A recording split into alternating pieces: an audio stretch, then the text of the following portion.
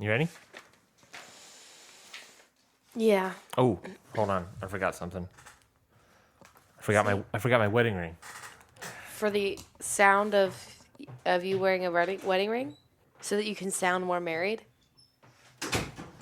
Yeah, Are you gonna tap I want the into the mic? microphone. I want the microphone to pick up that I'm no longer on the market.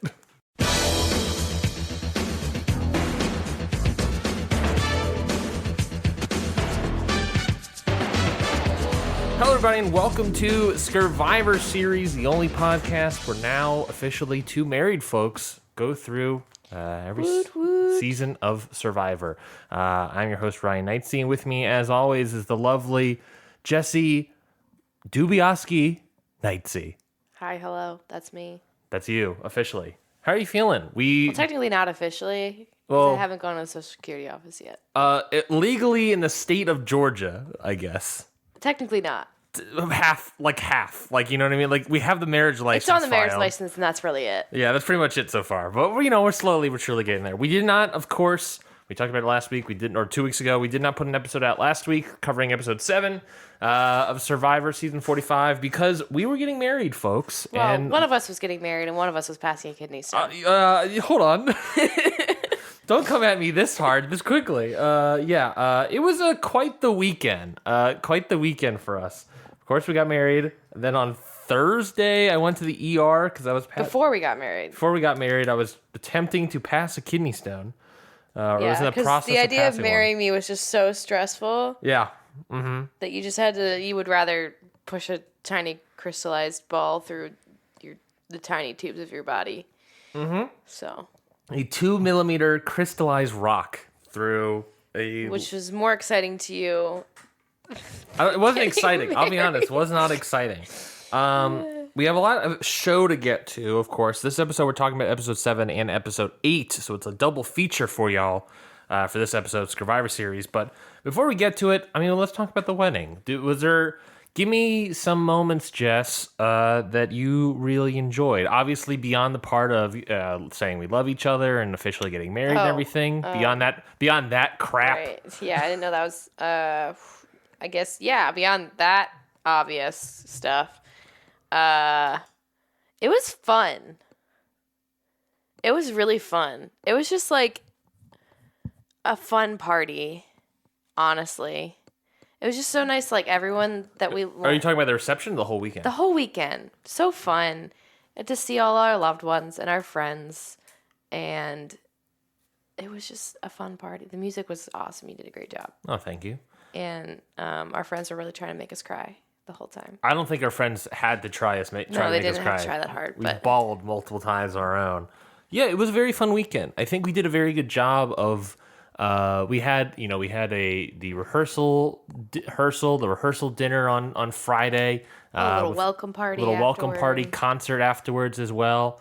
Then we had, of course, Saturday was the big day. We had the wedding. We had photos. I had a brunch with all the groomsmen. You had a little bit of a brunch, kind of getting ready party Saturday morning with the bridesmaids.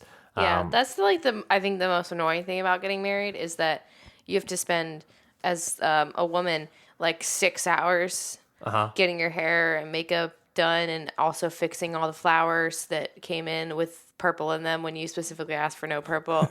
Well, also finding time to eat. And also with boutonnieres the size of bouquets, and you're like, now you have to make boutonnieres because, like, who could put 2 Gerber daisies on their chest? That's massive. So we had to do all that in the wake up at 6 at the butt crack of dawn. The guys get to wake up at like 9:30, go to brunch. And then the best man has the audacity to come over here at like noon. We have to be at the church at 1. He comes over at 12:15 and asks to borrow a board game because y'all need to kill time. I was like, I'm going to kill you. Do you want something to do? I can give you... What do you mean kill time? You guys have to be at the church in 45 minutes. You don't have to kill time. You want to come over here and make some boutonnieres? I'll give you something to kill time. Anyway, men have it easy. That's all I'm trying to say. No response. Matt actually, I didn't expect it. I didn't know he got here like 12:15. If it was 12:15, because we left around 11:15, 11:30, the brunch place. So that would have been, I think Matt went, he drove, went to CVS, and then by the time he arrived, all that stuff. If I knew we would have gotten there 12:15, I would be like, no, we don't have enough time. Maybe a one short board game or something, very short, but otherwise, no. He showed up at like noon. We also would have been there early. We also gave him tissues. Yeah. He went, he's like, I'm going to CVS to get tissues. Like, we have... Oh, so we hadn't even been at CVS yet. No, Fascinating. We also would have probably been done earlier because I didn't tell you this, but when we got to the brunch place, I made a reservation for the brunch place. Fantastic spot in Atlanta. I forget the name of it. The Breakfast Boys is what it's called. Fantastic spot. I put the reservation in online a couple days before. The day before, you get that code of like, hey, if you're still reserving, press 1 to confirm or whatever. And so I do that. We get there. We get to the line outside. For whatever reason, there's a line outside. I tell the lady, oh, yeah, we have a reservation. She can't find me on the list. I'm like, okay, we had a reservation. It's under Ryan. It's at, 10 a.m., I think. She's like, are you sure? I was like, yeah, pull up on my phone.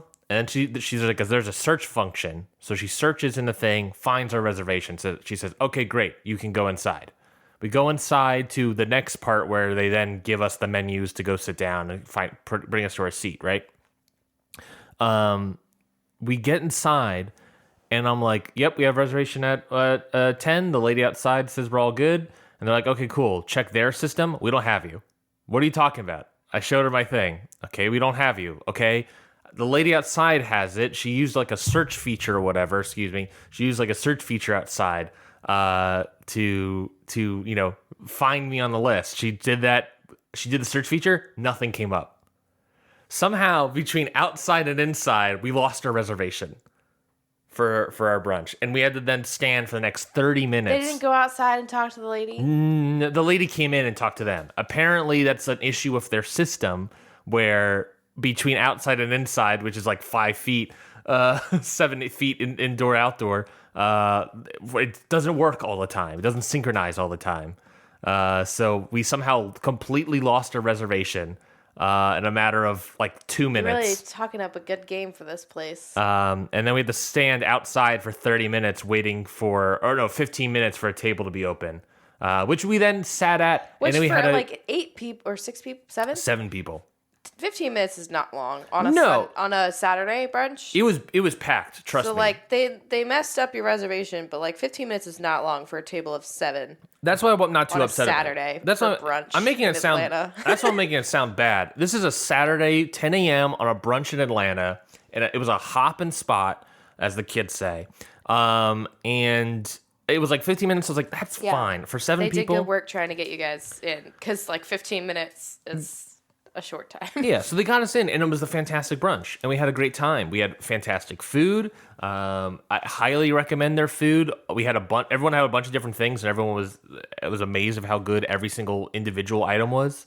Fantastic time, and of course we had the wedding, we had the reception, we had the Sunday brunch with everyone on Sunday. Yeah, we went to a dive bar after until like 2 a.m. and then we also did not at all regret having people at our house at 10 a.m. the next day. Actually, you regretted it, having people staying out too late and having people up in the morning. I didn't regret staying out too late. You did. I said we should have gone home at 1. Yes, which I distinctly remember you saying we should have gone. It was our party, and I wanted to hang out with our friends and family and my siblings. And that's fair. The problem is that all that last night at the dive bar, I'm talking to you, Jessie. It's at 1 o'clock. All right, Jessie, it's time for us to go home. Because we got a Sunday brunch. You always want to go home, and it's like I'm like, this is the one night where I'm gonna look at you dead in the face, and I'm gonna say no. And that's like, all right, that's fine. I'll let you have your fun. We had another fun go home. We had fun for another hour. We then wake up the next day preparing for the Sunday brunch, and then you have the Ryan gall to say, we should have left at 1. And I'm like, you can't do that to me.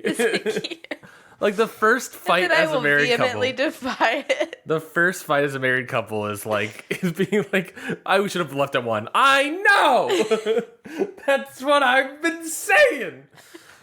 Anyways. And I have regrets, but I also don't regret it. I know you. You're a complicated person, and I love you. Any other things we want to talk about for the wedding? It was a great weekend. I think we did a good job. I think it was very important to us to make sure it was like fun the entire weekend, and I think we did a really good job with that. If you're listening to this podcast and are at the wedding, email in scurvivorseries@gmail.com. SCURVIVOR. Tell us how much of a horrible time you had. Don't trample over my plugs. SCURVIVOR series@gmail.com. And yes, Jessie, you were saying? Tell us how much of a horrible time you had. Yes, tell us the worst thing that happened at the wedding. And why was it the rain or the cold? Or one cold day. Or eating my wedding cake after explicitly telling her place not to serve our wedding cake. Let's talk a little bit bitter. Episode 7 of Survivor. They did a wonderful job other than that. Yes. Episode 7 of Survivor, Season 45. We're doing the 2-part double feature here. It's about 11 minutes in. It's about time to get to 2 episodes of Survivor. Episode 7, The Thorn in My Thumb. I'm going to go a little fast, Beanie. So just whenever you feel right, just interrupt me to get through this episode. The Thorn in My Thumb. So this is the post Caleb being safe and the J Maya going home vote. That big moment from episode 6. Caleb comes back. He realizes he was lucky and recognizes everyone voted for him in that sort of tough spot that puts him into. Bruce asks Katora about her hesitancy about voting for Caleb in front of everyone on purpose, which of course annoys Katora. Which is honestly annoying as fuck, but annoying as heck. But honestly, he knows he's doing it on purpose. He knows what's happening. Oh yeah, Bruce is turning in he wasn't much of a villain, but he's officially by the time episode 8 is over, he's basically the villain of this show right now. Which honestly, Katora has kind of seen through the whole time. He's doing the whole villain disguised as I'm just being a dad. Yeah. But it's he's really a villain. Yeah. Katora is annoyed at Bruce for trying to isolate her from a unanimous vote. Kendra is sharing Katora's annoyance by Bruce. Katora and Caleb talk about Bruce. Kendra and Kelly start talking about voting for Bruce. Basically, there's now a lot more of a groundswell of voting for Bruce at the start of episode 7. Emily has decided to start lying to Caleb and officially says that she wants to work with the Reba 4. Reba 4, of course, being Drew, Austin D, and Julie, Mama J. So, yeah. Which sucks to see, but, I'm happy to see Emily making her own moves now. Yeah, me too. It's important for her that we talked about the student becoming the master, that idea. Because everybody knows that Caleb is gone. Caleb kind of fucked himself. Now he's gone. Back from commercial break, Bruce and Sifu bond over Tai Chi or football or some sort of weird thing. It just kind of annoys people because they're two weirdos. Jake wants Caleb in the game, but needs him and Bruce to come together because Bruce is one of Jake's allies, and he likes Caleb and wants to work with Caleb. So he needs them to come together. Bruce and Caleb have a conversation on the beach together about, trying to come together and work better as a unit. Bruce walks away from that conversation saying he's glad he's officially humbled Caleb. And Caleb says, I hated that conversation. Honestly, okay, I also hate that conversation. Bruce starts by saying, I'm going to talk to you honestly, and then throws out the most, convoluted, annoying bunch of sports analogies. Yeah. He's talking in circles. I'm going to talk to you honestly, but then I'm going to talk you through, a million hoops and not say directly what I'm trying to say. Is the most ironic thing I think I've seen Bruce do. And then walking away from that and said, that was a good conversation. I did a good job. I've humbled Caleb. Caleb's the heck? Yeah. Bruce has this ego on him that is very annoying. Also, can we talk about real quick, you skipped over it, Austin getting away with not voting.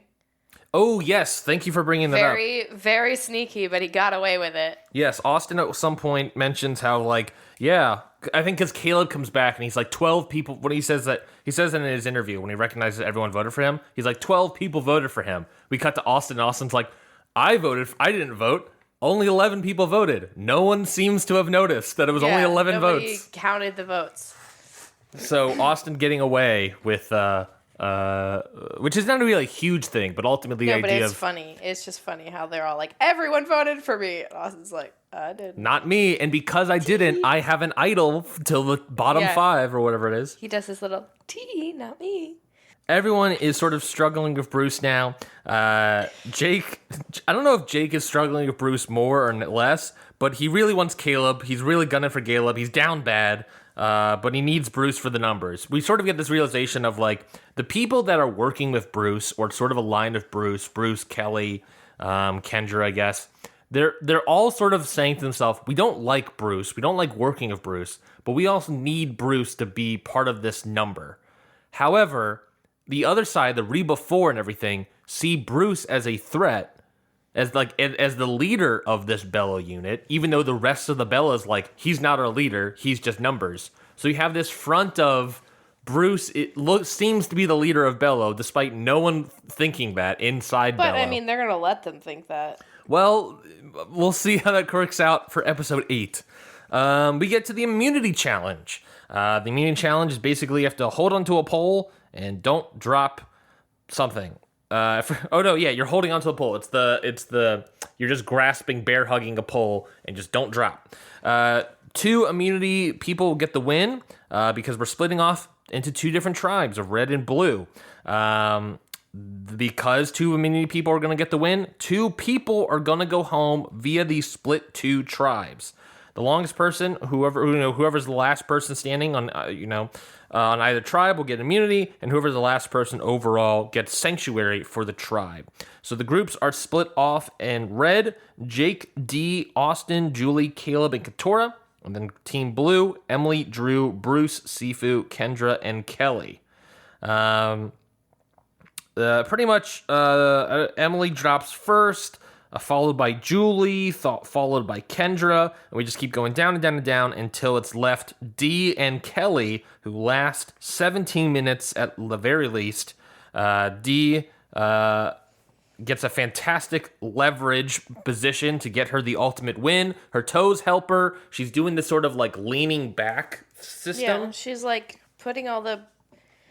It's like interesting to watch Dee and everybody else try to like fight gravity. People are like sticking their toes in the little grooves, and Dee's like just hooking her feet and leaning into it. Yeah, she's not leaning into it. She's leaning away from it. Leaning away from the pole. I'm doing it in person, away from the microphone, which doesn't help. She's leaning away from the pole, which at the time you mentioned that like there's something about that like position that helps with the gravity of it all. Like instead of she's using gravity because like. And she's sitting in using your body as kind of a fulcrum and hooking your feet. So you're putting less pressure on like your toes and your fingers where people are like gripping into grooves. You're going to get tired. That's a lot of pressure. Like she's just sitting into it. Yeah. It's still a lot. It like uses a lot of your muscles, but like you're able to use gravity to kind of be that force that's like wedging you up there. Mm-hmm. And you're not using your full strength. Right. Whereas, so she could switch into that. Mm-hmm. So yeah, she does a great job. She gets a fantastic leverage. She gets the overall win. So she's on the winner tribe of Team Red, and Kelly is on Team Blue. She gets the immunity as well. But they will go to Tribal Council first, I believe. The loser team goes first. The loser team goes first. Then the winner team goes second. Unlike the previous seasons, the loser team, whoever gets voted off on the loser team, doesn't become a member of the, I was going to say tribal council, of the jury. Thank you. Because last time it was the first person voted off was on the jury, right? And then they would come in seeing who got voted off, and then they almost made their decision based off of it. Wasn't that Matt? No, who was the first person on the jury? I don't remember. I don't quite remember. But it's always been situations like that where they see someone come in and they're like, oh, okay, that person got eliminated. There's distinctly the moment with the 42, I want to say, where they come in. That was the distinct moment where they come in seeing an African-American person, I forget if it was a boy or a girl, on the jury, and they were coming in thinking about voting for one of the 2 African-American women, I believe, and then it became this whole conversation about race and Survivor. What's her name? And Marianne. Yes. I don't remember the other girl's name. I can't remember anybody's names from the last, like... I just remember Marianne. Yeah. Was Marianne was a different season than Gabler, right? Yeah, correct. Because they both won. Yes. I'm like, it all blends together. That's fine. I don't remember her name. I can picture her face. Me too. But ultimately, that was when we had a conversation about race in Survivor, which was a very good conversation looking back on it. But and that season, like, especially, like, she wasn't wrong. No, and also, like, when they recorded that, it was like they recorded it roughly like still in the peak of Black Lives Matter movement during the summer of 2020. So it was like it was in all of their minds. Yeah, and like she wasn't wrong. It's like in previous seasons, but especially that season, like that was the trend. That was what was happening. Mm-hmm. And like I can imagine it sucked to see. Do you like the change here where the first person gets eliminated doesn't become part of the jury? You don't know who got eliminated. Do you like that change, or do you prefer to come and see who got eliminated and then you make your choice kind of on the fly there? I think I really liked that, like, that affected their voting, because I like that it, like, throws a wrench, because sometimes when the winning team in this scenario, like, has too many advantages, you know what I mean? Like, not too many advantages, but, like, they have it kind of easier, it feels like sometimes. I think it throws a wrench, because they feel high of, like, we were the winning team. Yeah. It throws a wrench in their plans a little bit. And I kind of like that, because I hate when tribal goes perfectly. Yeah. You want it to be chaotic, because if it goes perfect, it's boring. Yeah. I like when it's like, oh, shoot. We can't vote this person out anymore. Yeah. I like that too. I don't know how I feel about it. I like that idea too. I think it's more fun just to sort of make that last minute. Yeah. But the problem with it obviously is like it kind of makes it kind of is a disadvantage for the winners at that point. I guess that's the argument. I think is fun. Which I think is fun. Because otherwise it's just two separate tribals.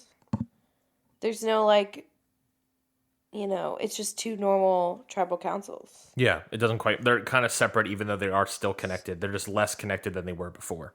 So the loser camp, which of course was the blue tribe, they head to the old crappy Lulu camp, while everyone else goes back to normal camp. I should say they go to Sanctuary first. Well, they go to Sanctuary, and they have DIY tacos, because you're gonna have tacos, but we're gonna make you work for it. Yes, they have DIY tacos. I don't know why they just didn't make them tacos, but that's fine. Well, I guess. Also like, because tacos are a personal thing, Mm-hmm. Everyone has a different way to make tacos. Mm-hmm. But I still love the idea that this is Survivor. Sure, we're gonna give you tacos, but like you gotta work for food. You gotta work for your food. D is very happy to win and eat, but no, it's weird to vote. To need to vote someone out because she's going into this tribe, looking from Dee's perspective. Her group here is Jake, Dee, Austin, Julie, Caleb, Katora. Who does she vote out for? She's aligned with Julie. She's aligned with Austin. They kind of have the majority here. Do they vote Caleb, Katora, or Jake? That's the question.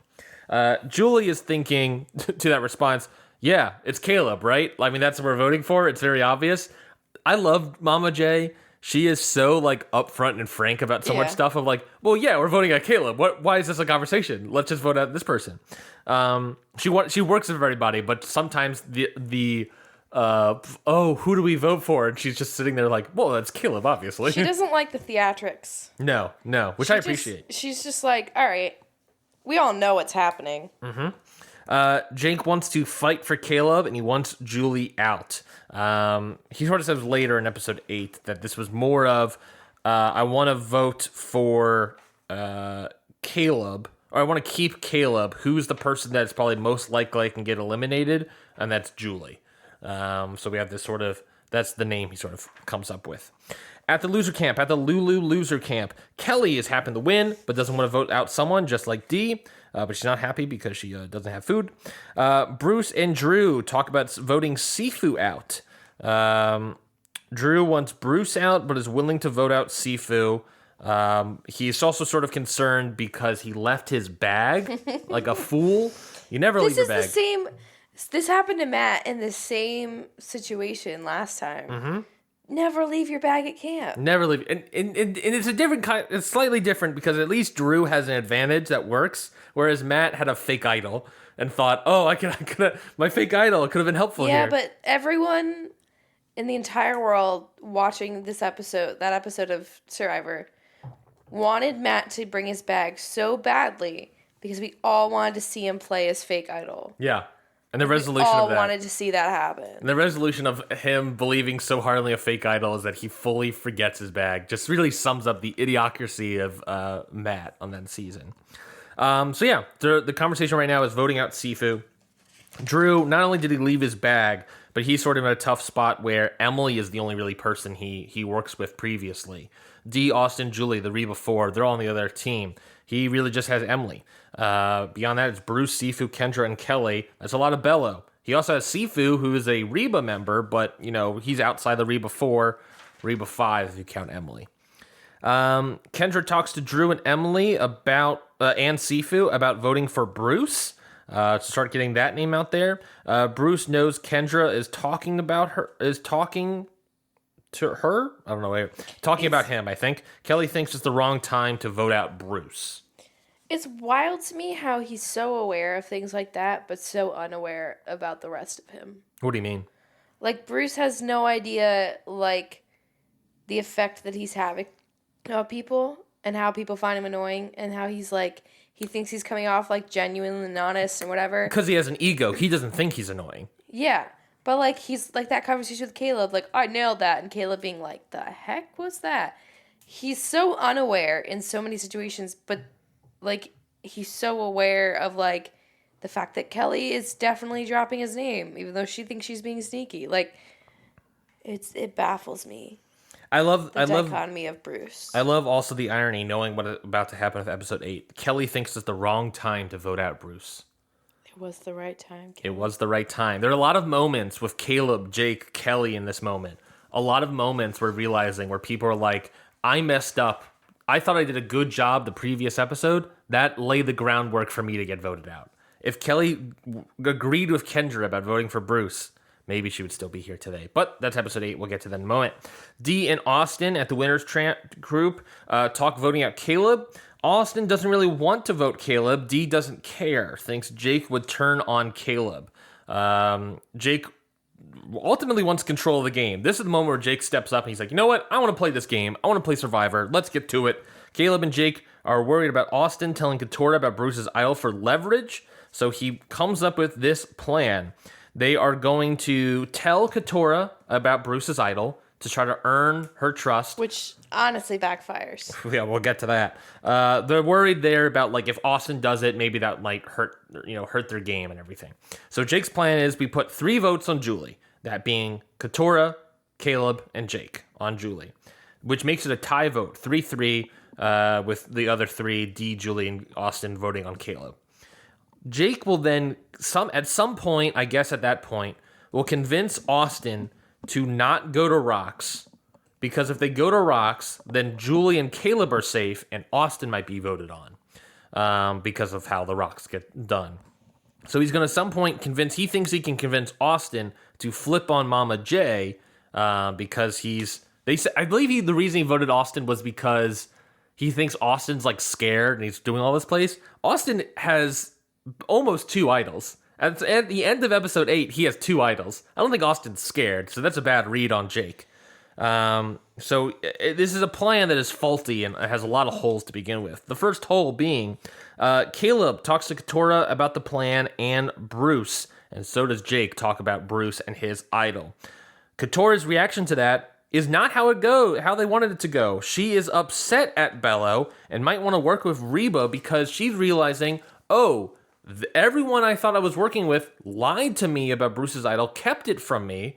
It helped him find his idol and kept this news from me for however many days.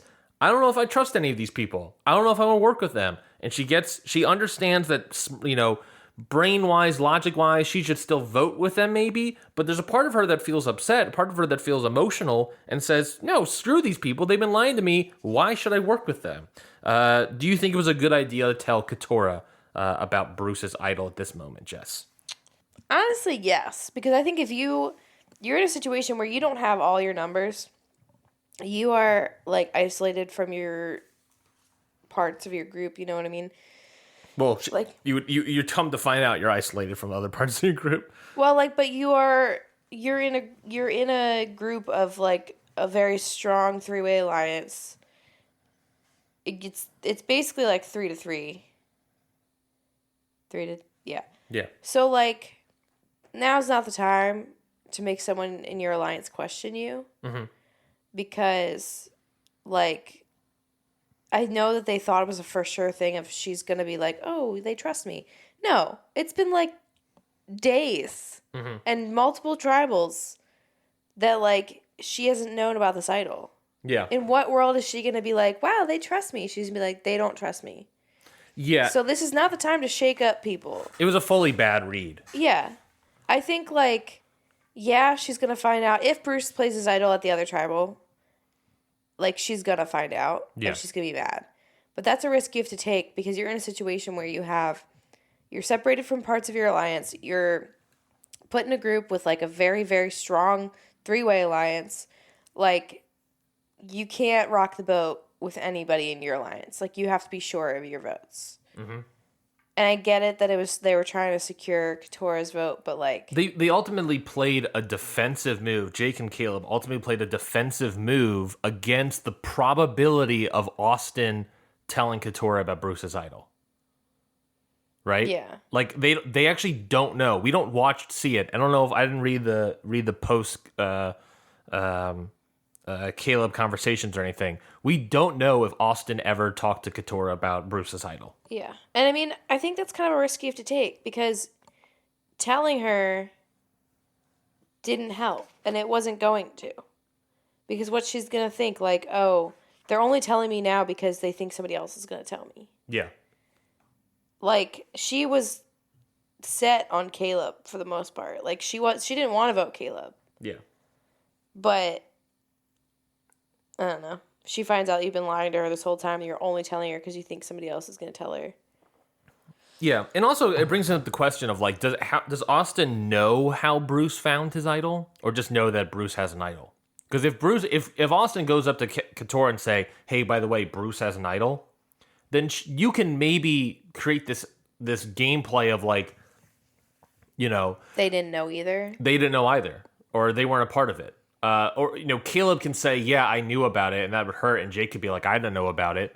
And Caleb would be like, yeah, Bruce just told me before we got here. I was meaning to tell you. You know, to play some sort of game like that. But instead, they go on the offensive to do a defensive play against Austin, where we don't even know if Austin was even going to do that. Austin, for all we know, assumed Katora knew about Bruce's idol.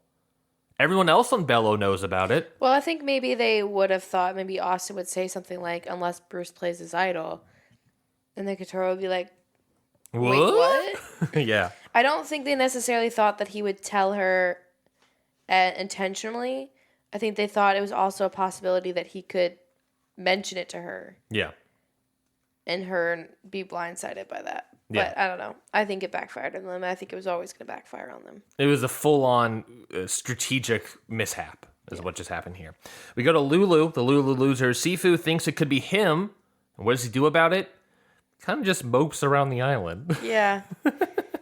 Sifu. Doesn't really do anything about it. He's just like, I think it's going to be me, which sucks because I wanted to be on the jury so bad. That was a goal of mine. Just twist the knife on Bruce or something. Do something. We don't see him talk to anyone about it. Just being like, yeah, I think I'm the vote. It's like, all right, guy, do something about it. I also, though, I understand why the vote is Sifu. Because, like, all these people have alliances with these people that they're in a group with, except for Bruce. And Sifu's just the odd man out, sort of. He's honestly, like, I don't think anybody would be able to know how to play to his vote on the jury. Yeah. Because of stuff like this, where it's just like, oh, I don't know, I guess I'm done. He's Eeyore. Yeah, he's Eeyore. How do you get Eeyore's vote? I think we found our episode title. How do you get Eeyore's vote? Yeah, he is Eeyore at this point. And also, it's like, story-wise, the Jeremiah, his revenge arc of Jeremiah has ended. Now what does he do? Honestly, like, maybe he just should have kept her so that he could have had more. Yeah, I mean, yeah, because right now it's like he has nothing to do. Which is, again, why some people argue it's not the right time to vote out Bruce. They still need Bruce, even though they don't want him. Like, they think they still need him. Mm-hmm. Yes, do something like that, Sifu. Speaking of, Kelly talks Bruce to Kendra. She says she can't vote Bruce. No one will take him. No one will take him to the final 3 because they're going to use him as a shield. Talking about the numbers, talking about shield. These are the reasons we should keep Bruce. Again, there is a reality, an alternate reality where Kelly's like, no, you're right, let's vote out Bruce. Would that have helped Kelly in episode 8? I don't know. If Bruce was gone at this point, it probably maybe would have gone to Jake, maybe Kelly still, and there would have been a conversation between the two. Maybe Kelly still would have gone home, but the very least, Bruce might be gone. Or the very least, he would play his idol. Bruce wouldn't have been immune. Somebody else would have won immunity. How so? If Bruce was gone. Oh, good point. Good point. Great point. Fantastic point. So there's a chance who was second. It was Julie. Julie. There's a chance Julie won immunity. Julie would vote out Jake. Julie would maybe pitch Jake as the number 1. And then maybe they would do Kelly as like a backup. Which means I wouldn't have 3 people anymore. So I like this turn of events. Kendra sort of agrees with Kelly here. She starts pitching Sifu to Drew. Drew is now sort of unsure about it. Drew and Kendra talk about strategy. Drew thinks the vote should be Bruce. This is the point where Drew really acknowledges that Bruce is a big threat, and we should try to get out Bruce. Bruce and Kendra talk to each other about voting out Sifu. Bruce doesn't trust Kendra, and so he's thinking about playing his idol to make sure that he is safe. I really thought Bruce would play his idol. Me too. I thought as well. He's got some big balls. Bruce has. Tribal Council for Losers is what I wrote down. I titled it "No Jury for Gretchen Wieners." We can start with a conversation about trusting each other in a small group.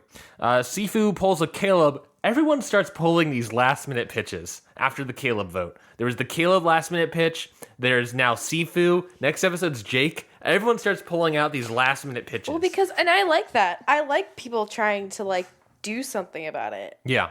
Like, you don't have to sit there at Tribal and just be like, this is what it is. And, like, Jake, honestly, I think did a really great job. We'll talk about it in the next part of this. But, like, Sifu was a terrible attempt at it.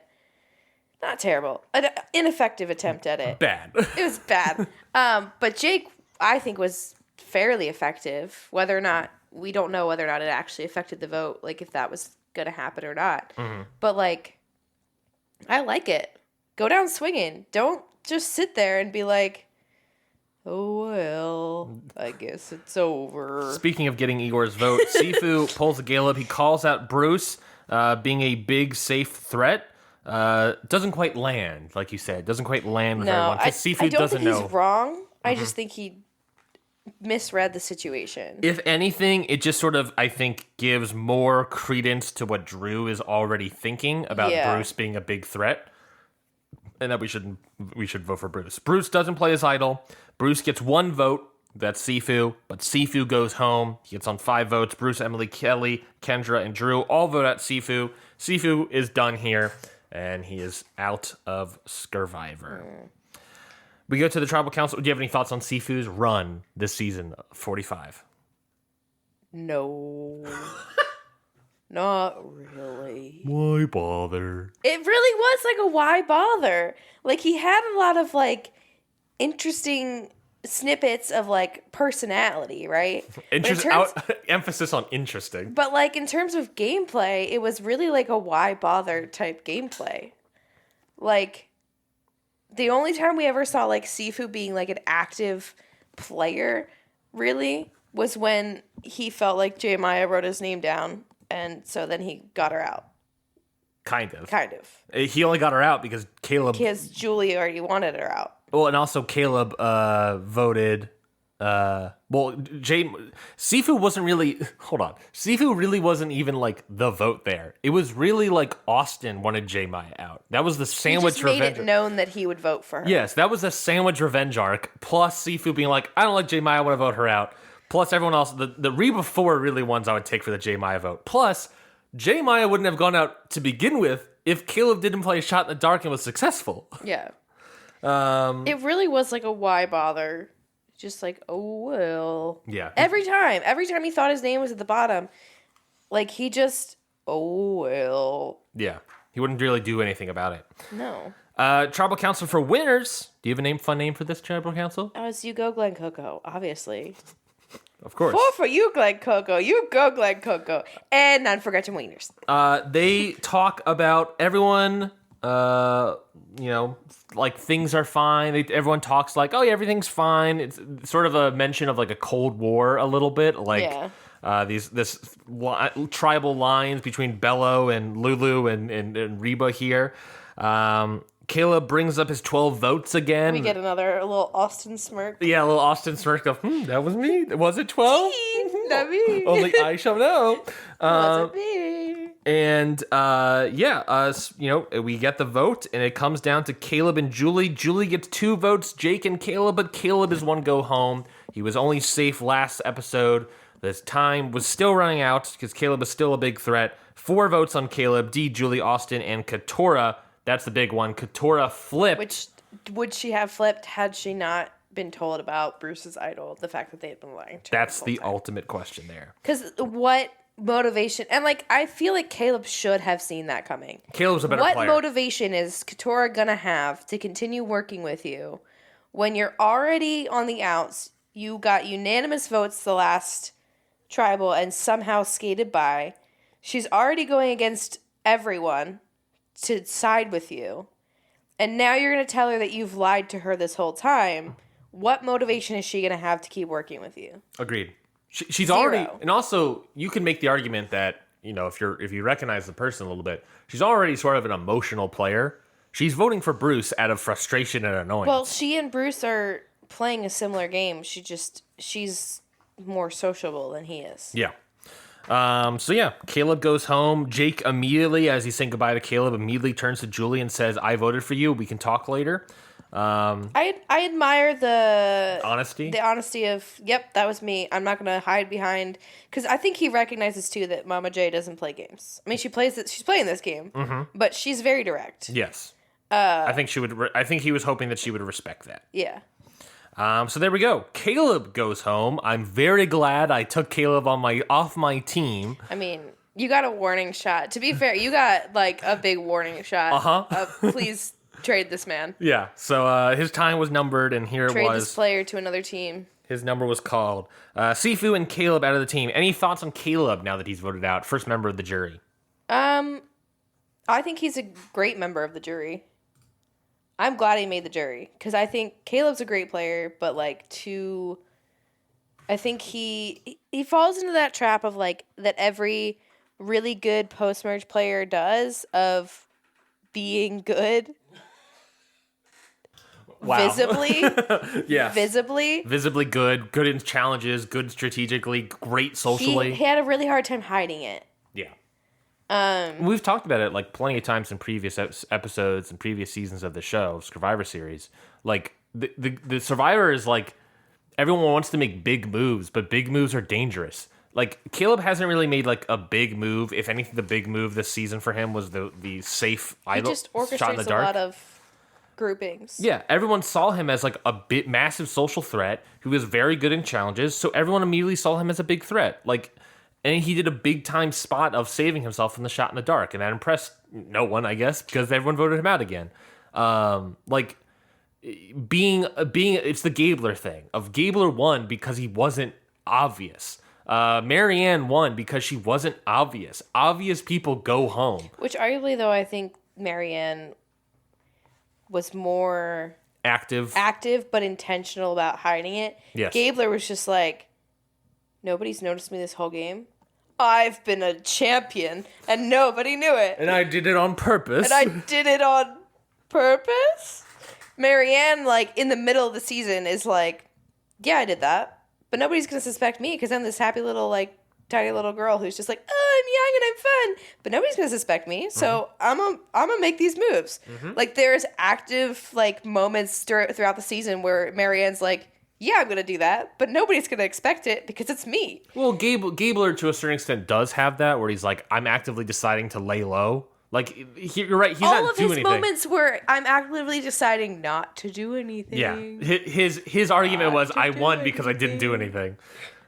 Which is the same argument Bruce has for not participating in a challenge. Which ultimately proves our point of what we're making here, is that big moves are dangerous. Not doing anything is almost better. But you can still make big moves. It's just it's just like not like Marianne, like being like, I have cultivated this aura about me that people don't suspect me, and also I'm gonna make these moves, but I'm also gonna like I forget what she did, but it was like she had a fall guy for it. Yeah. Like she was like, I'm gonna let this big man take all the credit because he thinks it's his idea. So okay. Yeah. I don't know. I think yes, big moves will get you eliminated, but I think that the intentionality behind it is bigger, and I think Caleb could have done better at that. Yeah, I agree. Like intentionally letting other people be in the spotlight. Yeah, I agree. Like build up Bruce. Yeah. Stop, like you don't like Bruce, but build him up. Like you don't have to be his biggest ally, but you can like. When he's telling you all this shit, encourage him and be like, yeah, Bruce, you know what? You're right. Yeah. You're right. This is all you, man. In hindsight, instead of the Bella squad saying that, oh yeah, Bruce is not our leader, we just need him for numbers, despite everyone thinking that he is the leader, they should build be like, him up. They should be like, yeah, he's our leader. Vote him out. It's called a scapegoat, people. Mm-hmm. They weren't using him as a scapegoat. They were like, we need him for numbers, instead of being like, we should vote him out because because people want him out anyways. Yeah. Make sure we're in a position where we're connected to him, but he's the bigger threat. That they need to vote him out now and not like weaken him by voting out someone else. Yeah, which I think Caleb could have done a better job of. But I'm glad he's on the jury because he's gonna be a great jury. He's gonna be a great jury member. MVP. Let's talk about MVP for this episode. I have a very clear MVP for me. I think for me it's very obvious. But do you have anybody big cases? Maybe there's talks about maybe Drew, Kendra. Maybe for helping vote out Sifu, but they were the team of losers. The winning team, there's D, Julie, Austin, and Katora. D and Kelly both won immunity. I think D was really the forefront on the Caleb vote because Austin was at the time saying, I don't want to vote for Caleb. Jake and Katora, I would argue, are definitely not MVPs. I think part of me wants to say Kelly gets it because she tried really hard to give Bruce advice, and it was like a really valiant effort. Yes, she gets best. She really tried. But do you have a clear MVP? Is that your person? No, or I have mine. I kind of forget who I was gonna pick because it's been so long. Who is yours? I have mine. We're gonna say it at the same time, so I need you to. So I gotta pick up the pace a little bit. Well, okay, it's really just because I forget who I was gonna. I should have written it down. Yeah, I started writing it down because I was like, I need to know this. Save time for the pod. Yeah. Folks at home. Ooh, Jessie's not reading. She's not reading. She's not thinking. She's crocheting. She's crocheting a sweater. About I don't know. people's names. It's actually impressive, the sweater she's making. And I'm making a sweater in my mind. I'm not really crocheting. I'm just playing. She is crocheting. Let it be known. I don't know how to crochet. Okay, well, you have a person. Should it be Drew for leaving his bag at camp? Love that.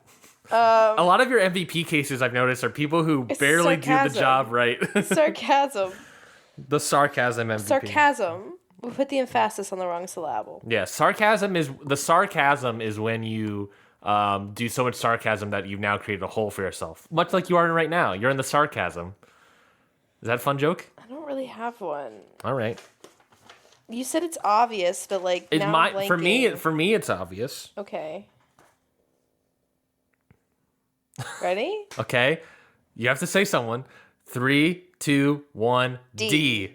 It's obvious it's D. Yeah. I almost picked up D. I should have picked up D. D wins immunity challenge. She has a great way to win it. She also wins it for the reward challenge of getting to Sanctuary. She's the one that orchestrates really the Caleb vote. Austin, at one point, if she went with Austin, they wouldn't have voted for Caleb. They would have voted for, I don't know, Jake or something. From State Farm? From State Farm.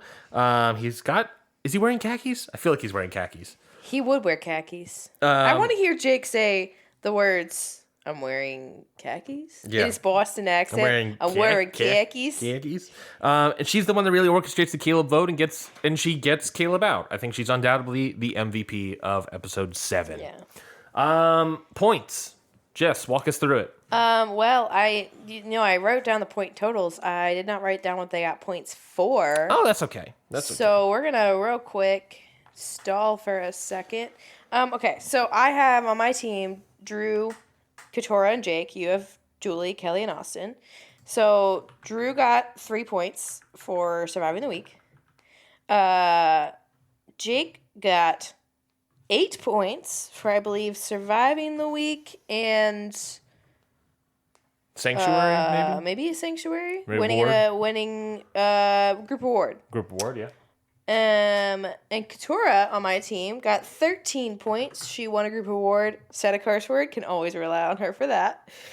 And survived the week. 3 points. So 13. So I got 24. Team total 24 points. Yeah. Ryan, you got Julie. So you got 8 points. She won the group award and survived the week. You got Austin with 8 points, who also won a group award and survived the week. And you got Kelly with 1 individual immunity for 15 points and survived the week for 3, so 18 points. So you got 34. What was it? 8, and 15? 8, and 18. 18 was Kelly. Mm-hmm. All right. So I got 3, 13, and 8. And none of us had D, so no one gets the bonus 10 points there. Okay. So you got 24 points this episode. Episode 7, I got 34 points. That brings our total of 257 plus 24. Where'd my phone go? Where'd my calculator go? 281. 281. And I am your calculator. Thank you. And then 220 plus 34 is 254.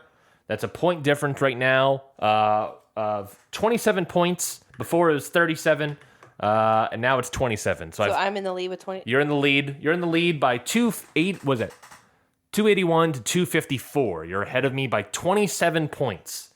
And I don't think I make much ground before I lose another player for episode 8. It's been about an hour, I think, of recording. We'll take a quick intermission real quick, check on our babies who were left out in the other room, and we'll be right back for part 2. Here's some music.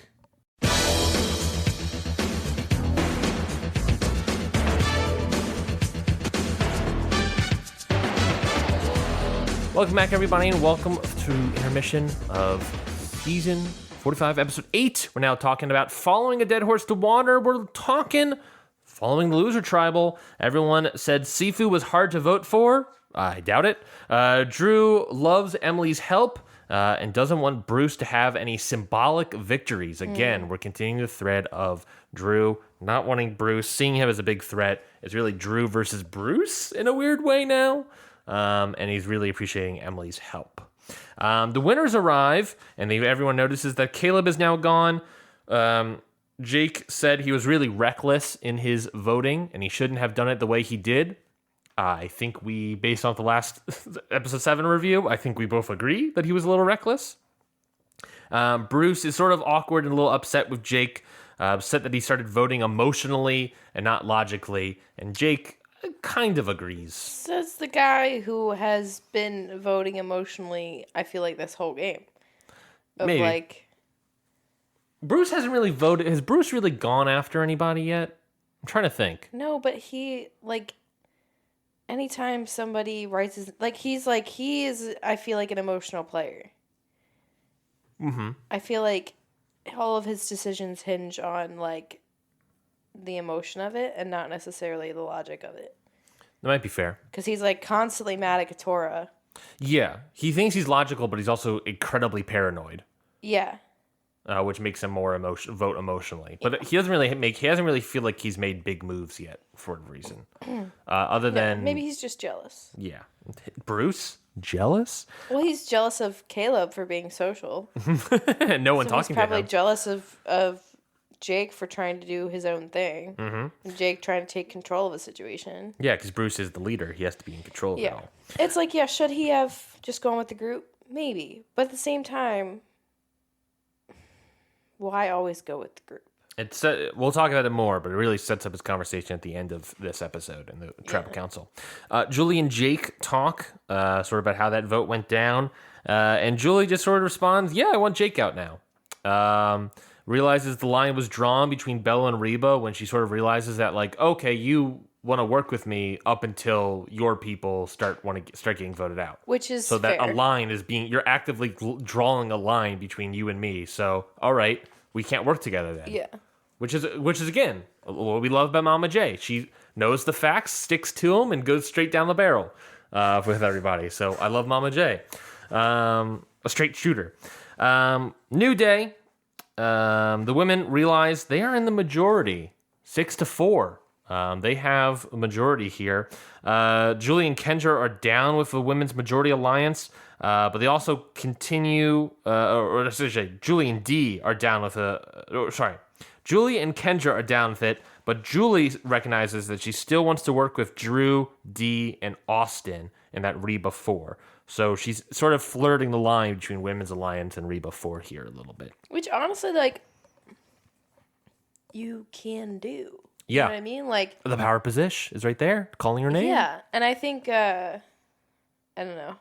I honestly don't know if Emily should have told Drew about the Women's Alliance. We'll get to that in a moment. You kind of just let them both exist. Yeah. The women all agree that who's the biggest threat? Bruce. Bruce sort of scares them, and they want Bruce out. However, we'll get to that. A boat arrives. A table arrives, sort of scaring everybody, and it's revealed that the Survivor auction is back after nearly 10 seasons or however it's been. I think you said 2013 or whatever was the last time the Survivor auction was around. It got canceled because of how things were being worked on those auctions. Kind of really fell apart. But it's finally returned, and they got a lot of changes. We'll talk about that in a moment. But one of the big changes is not everyone's coming in with the same amount of money. They have to now find money in bamboo tubes all around the forest. I think they said there were 40 bamboo tubes. Everyone starts running. Everyone bolts. Everyone, except for Bruce. Bruce just sort of I'm just going to get my shoes on, take my time, start walking. Young guys, let all these youngins run into the woods. Meanwhile, Julie, 2 years older than Bruce, is bolting, moving her ass to try to make sure she has money, a spot in this game. It's just excuses with Bruce. It's just excuses. I started thinking to myself, because Bruce really talked to a bunch of people about how many do you have? Oh, I got 4, 5, 6. I got nothing. I started to get this impression of is Bruce trying to curry sympathy of people wanting to work with him? Maybe he's not a big threat because Bruce got nothing. Oh, okay. Yeah, Bruce, I'll give you one of my tubes. I got 7. I don't need another one. You know what I mean? What's the intention with Bruce? Why is he just being lazy, or is there some sort of thought with what Bruce is doing? It's lazy. I think it's just he just is what's the point? I don't know. Which is what's the point of you being here then? What's the point? It's Survivor? I think it's less laziness. I think it's more of, not pessimism. What's the word? Nihilism? Mm-hmm. Of what's the point in all this? It's well, Bruce, then why are you here? Why bother indeed? Joining us is everyone else in camp. They're sort of astounded by Bruce's lack of effort. And then they start opening up their tubes. They all realize that the tubes have various amounts of money. Everyone has various amounts of money. Bruce ends up having $80 because he finds one tube, whereas D had $900. So they're all packing heat as they get into the auction. We get the new updates. Of course, the number one update was the money and how they collect money at the top. There are no advantages in the auction anymore. You can't save up your money to try to spend it all on one advantage to try to help you in the game. It's just going to be food to help them out here.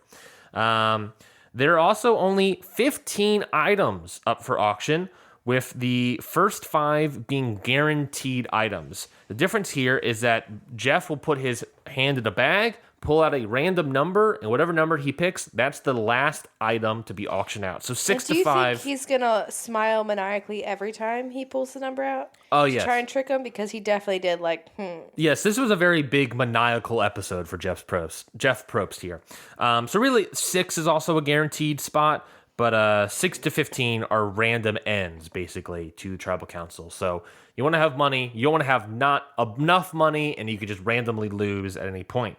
At the end of the auction, whoever has the most money left over will lose their vote for the upcoming tribal council. Jesse, you haven't really seen previous auctions, but knowing that everyone gets the same amount of money, there used to be advantages, idols, or whatever that you could bid on, and you wouldn't lose your vote if you had money left over. What do you think about this new Survivor auction rules? Well, I like it because I think it's like, what's the point in bidding on things if everyone's going to save? If they all have the same amount of money and you know that there's an idol, right? Mm-hmm. Or an advantage, what's the point in bidding on things if you're just all going to get to the end to try and bid on the advantage, but everyone has the same amount of money, so who's going to win? Yeah. So, I don't know. I like this because I think you mentioned when we were watching that, like, does the whole not having the most money at the end thing negate people trying in the beginning? Like, does it encourage people like Bruce? But Bruce ends up losing. Yes. So I think the idea is that this is a good way to balance the motivation to have buying power, but also the motivation to spend your money. Yes. Because if you don't have buying power like Bruce, you won't win any bids. Yes. Until everyone's out of money. I don't think there's no guarantee that you're going to get a chance to bid once everyone's out of money, which happened to Bruce. I don't think Bruce bid once this entire episode because every single bid was over $100. Yeah. Initially. And by the time he had the most money and was able to win a bid, it was over. Yeah. So it's going to discourage people being like Bruce, and maybe they won't be like D and get $900, but they're going to try and at least find somewhere in like the $300 to $400 range. Yeah, I think ultimately, like, you're right. I think it's going to try, if they continue this auction without changing anything, I think ultimately what it's going to do is just sort of, instead of having big $900 to $80 margins, it's going to make everything closer to the middle of, okay, I only want 3 to 4 bamboo tubes. I don't want any more than that. I want some buying power. I don't want a lot of buying power to try to save my butt there. It's going to be interesting to see the next couple of seasons of once people get a hang of the game. I think the thing about the tubes not having the same amount of money is future-proofing this game. Yeah. So that people can't be like, oh, I only want 4 tubes because that's $400. Yeah. Right? So, like, because then you'll end up with everyone having the same buying power, which is the problem before. So the fact that they all have different amounts or varying amounts in them, I think is they're trying to future-proof of once people get the hang of this, they're only going to start looking for about 3 or 4, or they're going to try and get 1 or 2 more tubes than everybody else.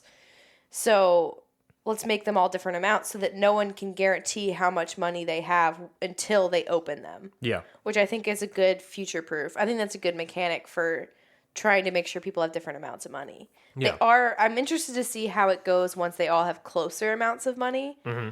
But I think that mechanic definitely helps avoid the situation where everyone goes in with the same amount of money. I think ultimately it'll make it to a point where like everyone's maybe off by like there's a $50 difference, $100 difference between everybody instead of hundreds of dollars. And I'm interested to see how the bidding goes.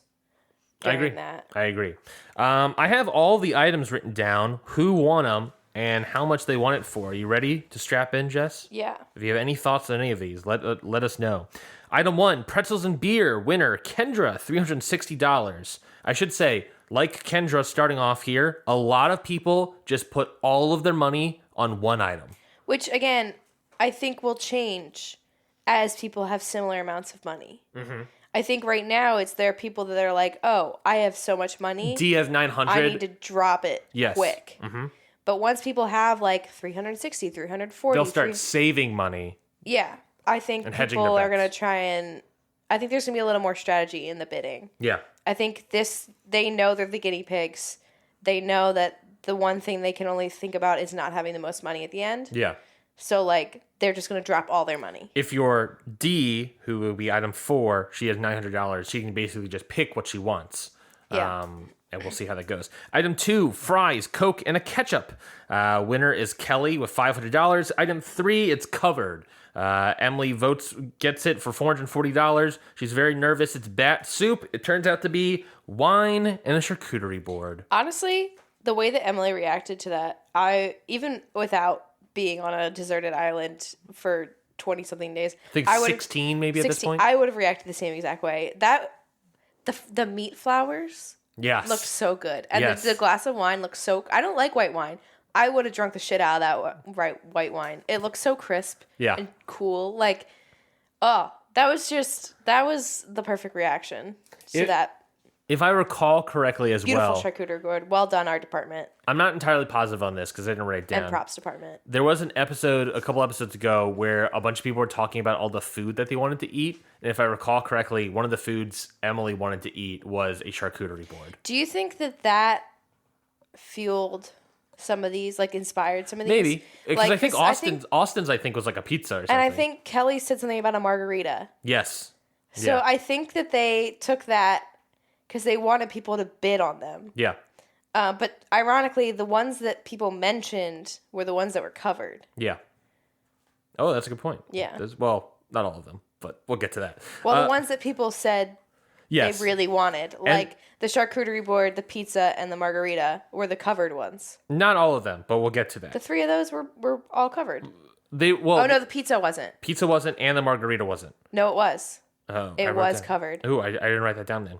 My apologies. Because Kelly bid on it not knowing what it was. No, Kelly was in the lead and had the most money, and she bid on it before Jeff removed it. I don't think it was going to be covered, but Jeff didn't even get a chance to remove it. He just placed it, and Kelly, who had $200 the most at that point, was like, "I'm getting it." Well, because they had... I hope it's a margarita. They had time to be like, Kendra was like, "It's a margarita," or Emily was like, "I definitely think that's a margarita, 100% chance." Oh, because Jeff was like moving it up and was like, "Oh, okay." So yeah, item 2, fries, Coke, ketchup, winner, Kelly, $500. Item 3, cover the wine, the charcuterie board to Emily. Item 4, D puts all of her money, $900 on a chocolate milkshake. Item 5, it's covered, it's covered. The winner of that is Katora for $480, but she's worried it's something bad, so she gets the opportunity to trade it. She ends up, I think she gives it up. Or no, she doesn't trade. She continues with the thing that she originally purchased, and it's revealed it's 2 ginormous fish eyes. She licks it and says, "Nope, I'm done. I'm giving it up." Austin then takes it for $100. He takes... I can't relive this moment. He takes $100 and really... He slurps it. Slurps it, takes a big old crunch. It's wet. It's dripping. It's disgusting. But I appreciate Austin for the commitment. I appreciate the commitment. Moving on. I'm not over it. I'm not over it.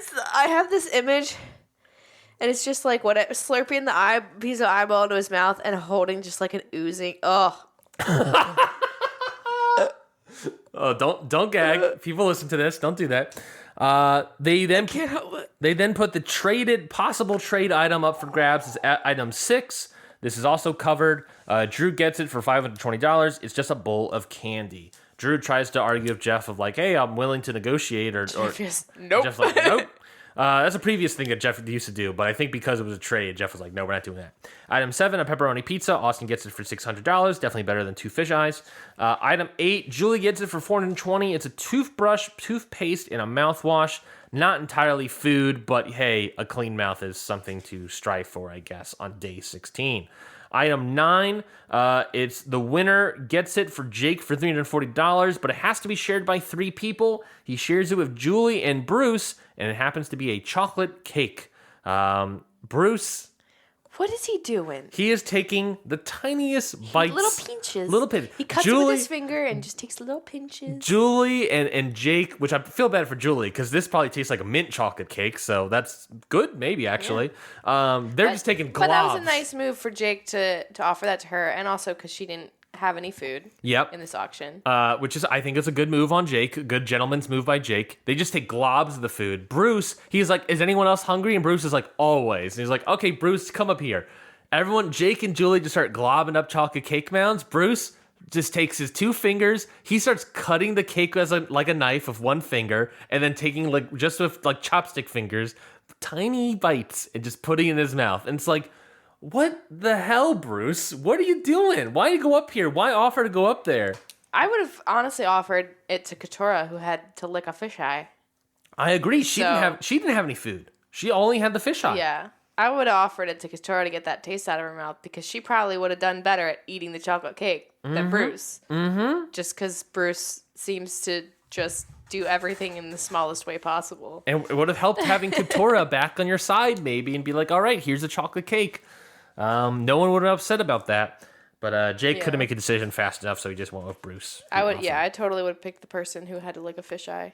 So item 10, as we already said, Kelly gets it for $200 before anyone realizes what it is. It's margarita, chips, and a PB&J. That, however, was the last item, meaning that Bruce now has the most amount of money. He came in with the least amount of money, but because he couldn't bet on anything, he loses his vote. So if he was not lazy beforehand, he wouldn't maybe have lost his vote here.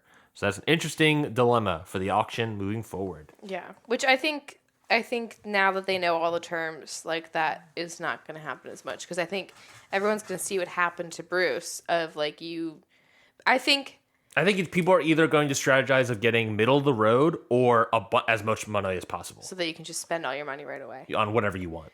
And I think not guaranteeing how many things there are is a motivator for people to not do. It's almost good to either be middle of the road or have all the money in the world, because if you have all the money in the world, you have a chance to get rid of it. You have the 5 chances at the very least, maybe 6 really, to get rid of it. So if it's like you see what it is, you're like, okay, that's the thing I want, and you can just get rid of it, your money right in one go. So it's either have the most money or middle of the pack. Which if Bruce played more, then we would see how that happens. Yeah. Moving on, post-auction, Kendra says or believes the auction was a success. She talks about how the beer meant so much to her. She said it was for her father, and she shares a very emotional story about her adopted father, finding out her living with the life of thinking her adopted father was her real father, turning out it wasn't, and at the age of 18, finding her actual dad, giving him a call, and having a very emotional moment, and talks about their relationship today, about how they're one of the best of friends today. So very emotional moment for Kendra here. We move on to Emily. Emily likes the Women's Alliance, but more so enjoys working with Austin and Drew. Emily then decides to tell Drew about the Women's Alliance, says Jake and Bruce are the Women's Alliance targets, and Drew sort of sees value in the Women's Alliance. He likes this idea where we talked about before about Julie and Dee had the option of being sort of in the power position. Drew, now knowing about it, is like, oh, wait, I can sort of use the Women's Alliance as the sort of shield, as a sort of group of people that are like, oh, they're majority, they are in control, but also Emily, Dee, and Julie are still in control. He likes them being in control. Yeah. He is sort of making their power position spot and making it like, oh, I'm really in control of their power position. Yeah. It's a great move for him. But was it a great move for Emily? Because you are in a power position of like you, Dee, and Julie also have an alliance with Austin and Drew. Should you not just let the two exist? Like, granted, yeah, Austin and Drew will probably want to know about that. Sure. But, like, at the same time, by going to Drew, yeah, you solidify your alliance with Drew, but now you've put all the power in Drew's hands. Yeah. Before, you were in a power position with Dee and Julie where you guys were riding the line between two alliances. Mm-hmm. She gave up the power position. I think she gave it up. Yeah. Yeah. To strategize more of Drew and Austin and put them into it. I completely agree with what you're saying. I think it's a better move for them. At this point in the game, it's becoming more individualized. By bringing Drew back in, he already has a lot of power. Drew and Austin have a lot of power that people don't realize. And she just gave him more power. But yeah, she solidified her position with him. But like at the it was already solidified though. Like Drew was already like, yeah, I like working with Emily. I'm glad she's working with us. I want to work with her more. And I think that maybe just was a little bit insecurity. Yes, maybe. I agree. I completely agree. I think that was Emily's insecurity stepping up. Yeah, but I think like don't give up that power position. But she has now because now, like we're about to see, Drew uses that to get his agenda through. Because he now knows that Bruce is a target for the Women's Alliance. Katora talks with Drew, Austin, Julie, 3 of the members of Reba 4. And they're talking about who they should vote for. Katora's like, well, who should we vote for? And Drew, fantastic play here, knowing that there's a women alliance, knowing that they're voting for Bruce, knowing Katora and her feelings about Bruce, is just sort of like, well, I think Katora, I think as a matter of good faith, I think we'll allow you, and we'll just go with whatever you pick, knowing exactly who she's going to pick. And she says, I think we should go for Bruce, someone that Drew knows she's going to vote for, know the Women's Alliance is going to vote for, he himself wants out in this game. So he's like, great, that's a great idea. You're right, let's go with Katora here. It's Katora's idea, right, everybody? Yeah. Fantastic strategic and social gameplay by Drew. He is so good at this game, and nobody seems to know it. No one seems to catch it at all as a threat. I think Drew right now is the best chance of winning. Someone has to pick this up, and it's got to be like Dee or Julie that have to break away. That's the only way I can see this happening. Maybe Emily, but I really don't know. Drew is so powerful. He's so good at this because that's so subtle of a move to allow basically Katora to take the blame if Bruce gets voted out here. But also to make her feel like she's in control. Exactly. Because how many people want to be told, well, we're going to go for this person, even if it's the person you want. Yeah.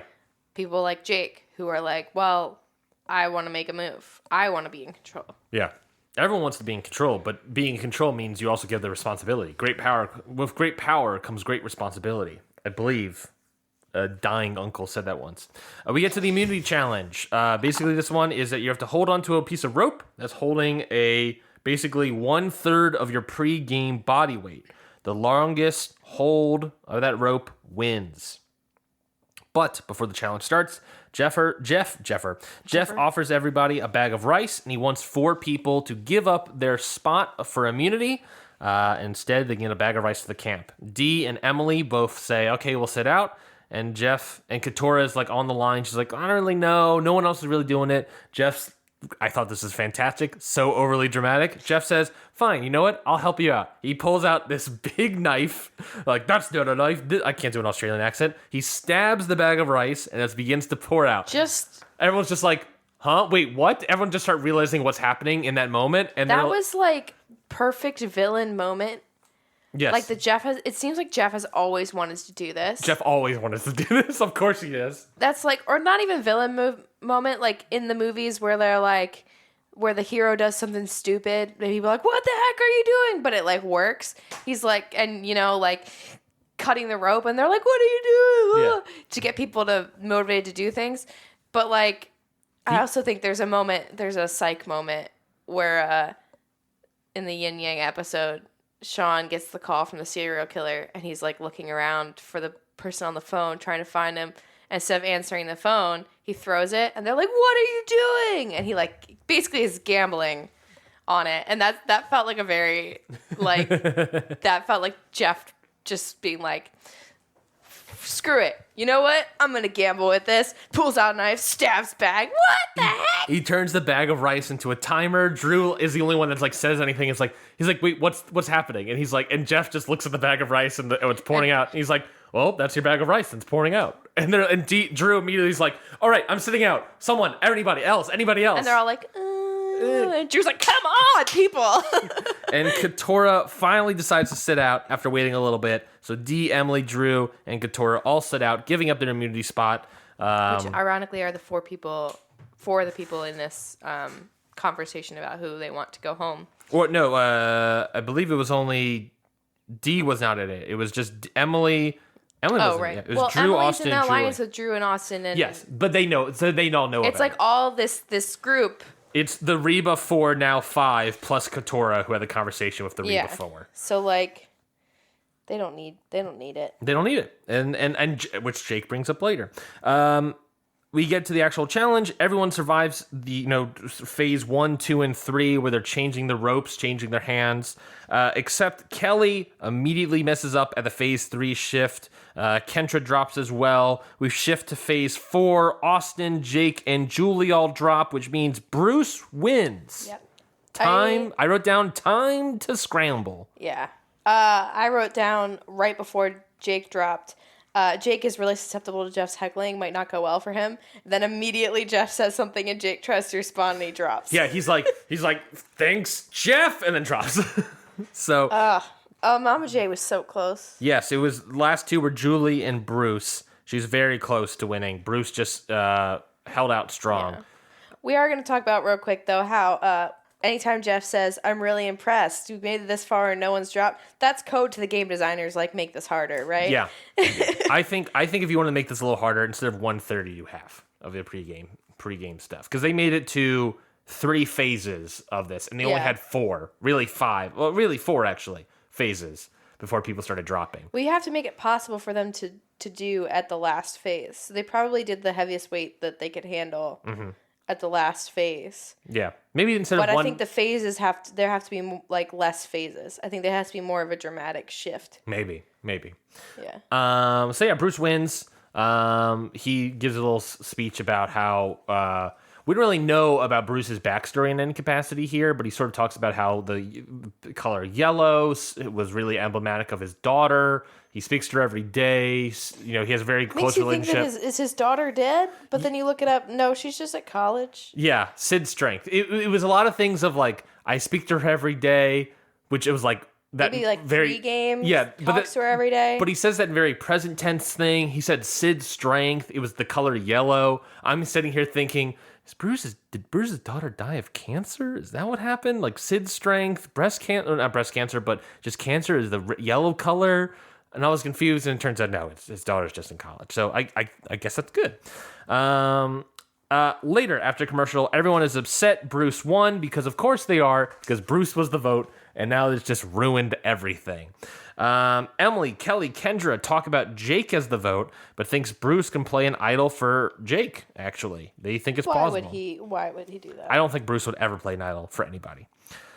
Kelly thinks votes will go on her because of the Bruce closeness. She realizes people see me as close to Bruce. Bruce keeps telling me, oh, you're my number one. You're my number one. They're like, okay, if we can't vote out Bruce, let's vote out someone who's close to Bruce to sort of weaken him.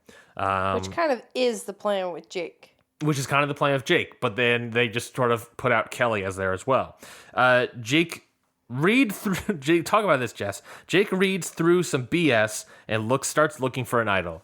Jake has a conversation with Emily and Kelly, I want to say, about, well, who do you want to vote for, Jake? And Jake's like, I don't know, whatever will keep me safe. And he just starts saying to the camera of like, yeah, this is bullshit.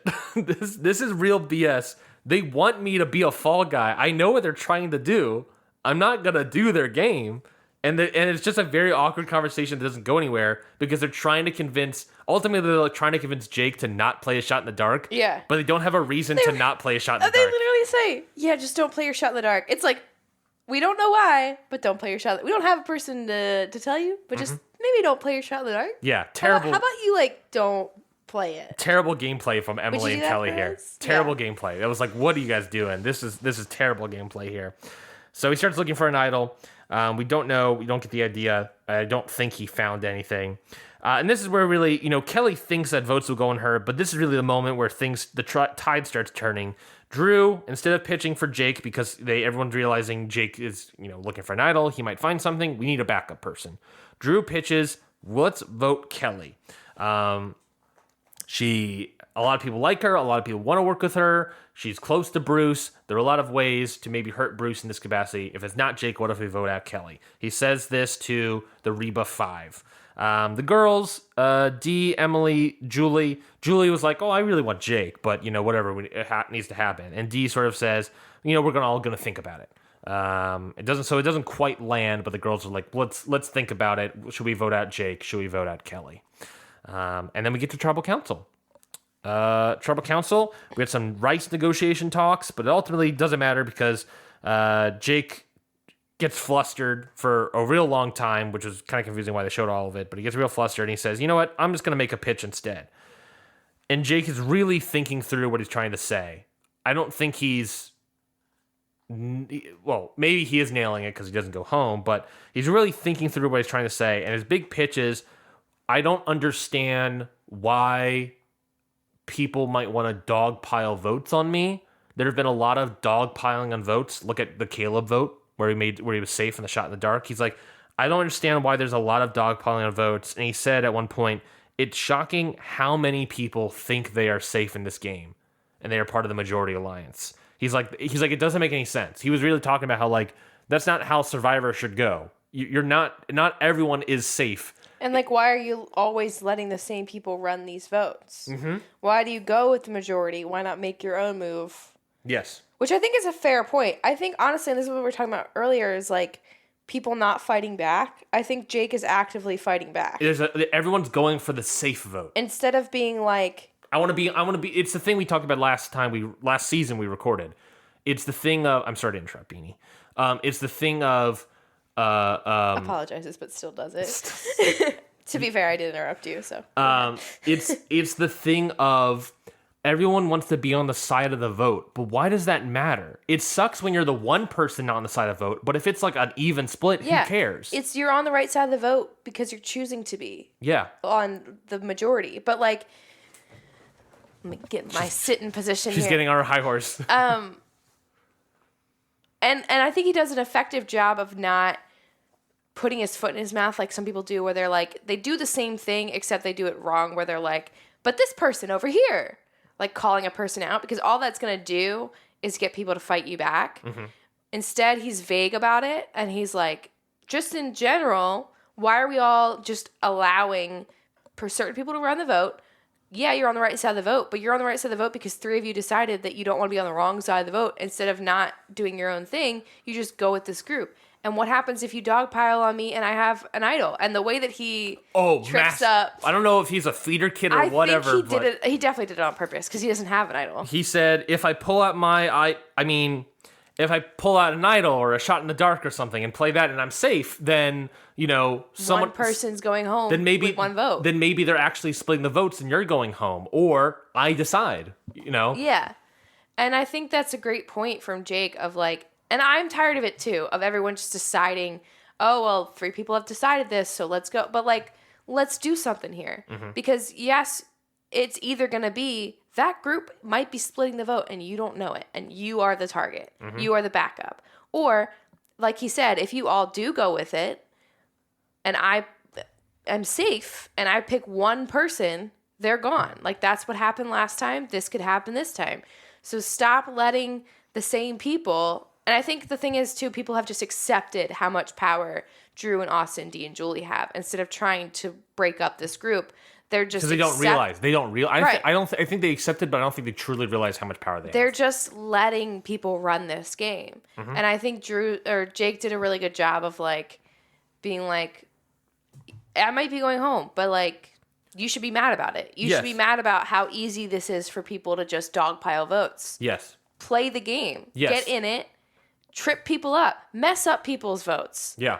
Do your own thing. Make tribal chaos. If you think you're playing the safe vote and voting the majority, you should not be in that position. You should be fighting to vote out someone you actually want to vote for. You should be fighting for someone you actually want to vote for, because if you're playing the safe vote, then you actually might be the next person that goes home, or the week after that, if you're or the week after that. Saying, I just want to be on the right side of the vote, you're not playing the game. You are actively a person that is not playing the game, but also you're in the minority. Mm-hmm. You are, like you said, probably gonna be on the bottom next time. So it's time for you to step up and do something else. Which the irony of this all is that Jake doesn't get the dog pile of votes. In fact, people start playing the game, but it's the people... Either that or they'd already decided to split the votes. Well, yes, but my point here being is people are already playing the game, and it's the people who are already in control. We get a big move. Jake plays a shot in the dark. He's not safe. Ultimately, Jake gets 3 votes on him,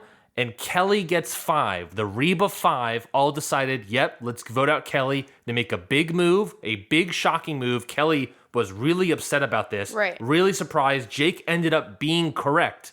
He said, don't dogpile. You shouldn't be in the safe spot. He's really speaking to Kelly, Katora, Kendra, being like, look, you guys are going to be next. If you're just going to be part of this vote Jake thing, you either are on the wrong side of the vote actually, and this Reba 5 are all playing you, or they're just going to pick you off one by one after this. And it turns out, yes, Kelly thought she was safe, got on the wrong side of the vote, and went home for it. And it's exactly what, like, they split the vote. They let those 3 people believe they were voting Jake, and they split the vote on Kelly in case Jake pulled out an idol. And she's oblivious. And Kendra was shocked by it. Yeah. And I think Kendra shouldn't have been shocked by it because it's exactly what Jake was saying. Is like, if you think I'm just going with majority because I want to be on the right side of the vote, you are being used. Yeah. You are actively being used by a group of powerful people. And you could be next, like Kelly. Yeah. And I think it was a wake-up call for Kendra. It's probably a wake-up call for Katurah. I hope it's a wake-up call for other people.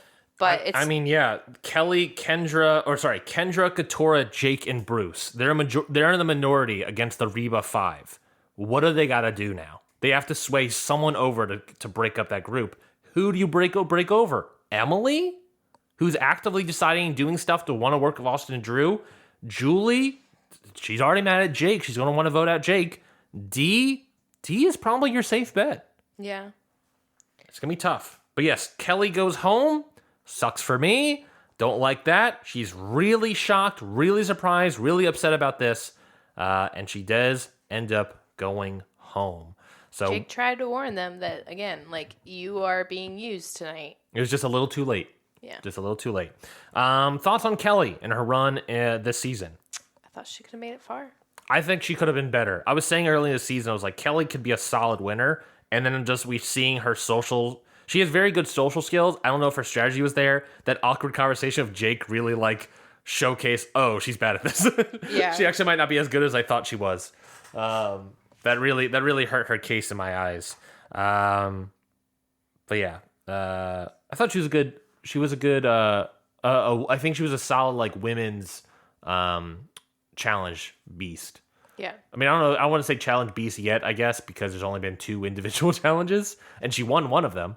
So I think she was her and D were very impressive in that spot. So, bringing in D, someone has to be brought in to break up the Reba 5 at this point. And honestly, I mean, I think D is the only person. The problem is that they're all going to go for Bruce now and Jake.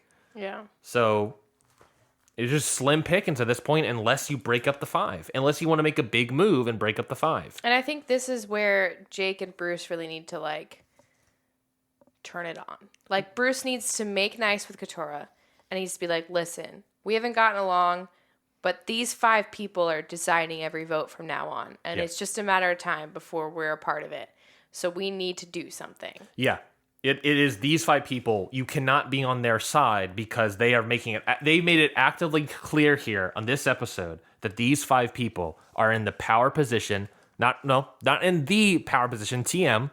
They are in a power position where they have full control of the tribal. There is no women's alliance. All that stuff is gone. It is now down to just them, the 5 of them, and the rest of these 4 players.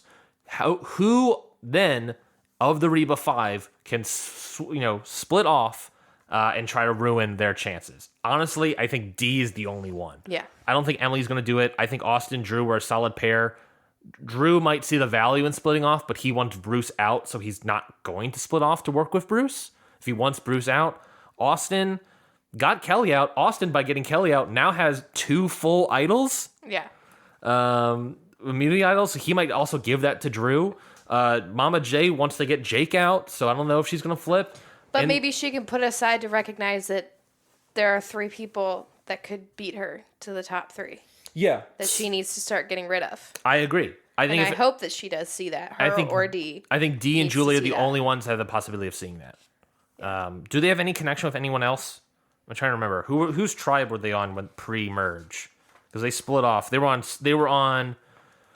Oh no, they weren't with anybody else. They stayed on Reba and they joined up with Seafood, J Maya, and Sean on Reba after that tribal swap situation. Yeah. So they don't really have any connections with anyone else. So I don't know. It's a tough spot. I think we're very close to getting picking off one by one unless one of them slid off, but we'll see what happens. MVP talk. Who do we think the MVP of this episode was? I have written down who I think is the MVP. I think other cases. What are some cases? I think Bruce is an interesting case for MVP. He did win immunity. He was on the right side of the vote. He didn't get any votes on him, obviously because he was immune. But also... But only because, yeah, he won immunity, but only after fucking up every other thing this episode. Mm-hmm. if he didn't be lazy about his getting the tubes and losing the auction and losing his vote. Again, not necessarily lazy. He just didn't see the point. Yes. Mm-hmm. Like, Bruce. Yeah. Play the freaking game, Bruce. Yes. He may, in theory, would not have been in a position where he needed to work as hard in the immunity challenge to make sure he's safe. Yeah. Which was, so there's a good part of like, there's a good case of. His ego is like, I'm killing it. Yeah. There's a good case for him of like, he should be MVP in this episode, but like, do we also reward the beginning failure to then get to turning that around and becoming a victor? I don't know. Drew is, I think, an interesting case. Drew on the right side of the vote. He gets Kelly out. That he was the real mover and shaker on the Kelly vote here. He convinced people to sit out for sand, for Rice. Yeah. I think he's interesting. He masterfully puts Bruce on the chopping block without putting Bruce on the chopping block himself. He was right before the immunity challenge willing to put Katora up for the Bruce vote, so he did a lot of good strategy before that. Jake, maybe you can say there's a case that his tribal council pitch swayed enough people in that moment to switch over to Kelly. Who knows? I don't know. Do you have an idea of who you think MVP is? Mm-hmm. All right, ready? 3, 2, 1. Drew. Damn it. Yes. And that was not self-motivated. I just do think that he had a very good strategy episode. Great strategy episode. Great social play from Drew. His social play is very subtle. Preemptive social strategy, not like reactive. Yeah. It was very good, like anticipation of the situation. He's very subtle in his social gameplay. Yeah. So yeah, good on Drew. He's the MVP, which means for us he gets 10 more additional points when it comes down to it. Drew's on your team, so that stinks for me. Jessie, talk to us about the points for this episode. Alrighty. So again, on my team, I've got Jake, Drew, and Katora, and you have Kelly, Julie, and Austin. Well, not Kelly anymore. Yeah. Well, Kelly did get you 15 points. Torch stuff due to blindside, which I think an actual blindside. Yeah. She forgot her torch. She was so blindsided. Yeah. And said a curse word. For realizing that she got blindsided. Yeah. So you got 15 points for Kelly. You got 3 points for Julie. She survived the week. And 3 points for Austin for surviving the week. I had Jake. I got 13 points for playing a shot in the dark and surviving the week. I got Drew with 3 points for surviving the week. And Katora with 3 points for surviving the week. So pre-MVP, our totals are 19, and you got 21. But with my extra 10 points, I get 29, baby. Yeah, so and you have 21. Yeah, so now you have 29, I have 21. Your total of 281 plus 29 is 310. Oops, that's not how you do math.